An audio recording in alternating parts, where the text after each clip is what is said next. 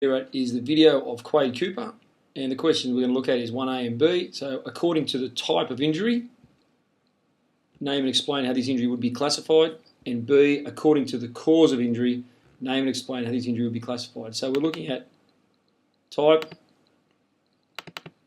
and we're looking at cause. If we're just going to have a quick look at the textbook for a minute, we'll notice that here it says in the first one of the first pages, which we get our information from, if injuries are classified according to the cause, the three categories are direct, indirect, and overuse. And if they're classified according to the type of body tissue damaged, it's either going to be soft tissue or hard tissue.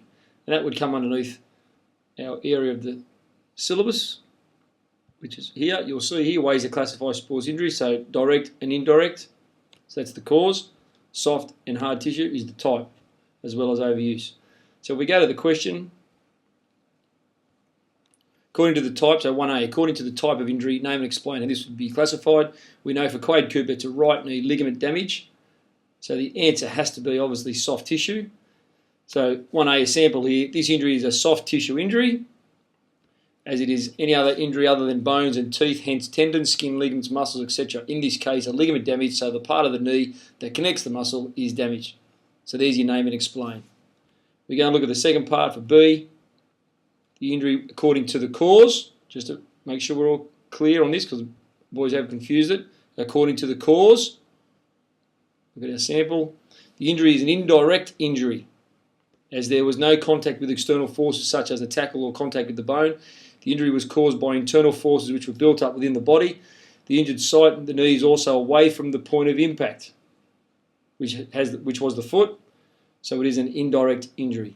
And they're the main reasons why it became an indirect injury, because it was away from the point of impact, which we all know about. So just talking generally about most of the answers that students have given here is that most students were able to answer this question. There was a few concerns over from some boys in relation to the type and the cause. You actually needed to explain why they were a soft tissue injury and why it was an indirect injury. I didn't want you just to name them. So if you just said indirect answer, you'd only get 1 out of 2. The other concern I had for this question here was, for 1A and 1B, was that students are unable to double dip. You can't rock up and say, this is an indirect injury as well as a soft tissue injury. You can't be picking and choosing between both. This is where we talk about having an understanding of your syllabus and your content. You need to be very, very specific on what you were talking about. So if you spoke about the type and the cause for both 1A and then the type and the cause again for 1B, I only gave you 1 mark for each. You can't be double dipping and hedging your bets to see if you were correct or not and cover both. So again, you needed to be exact and make sure you knew exactly what you were talking about. But overall, most students were able to answer this question quite well, as they should for 2 marks.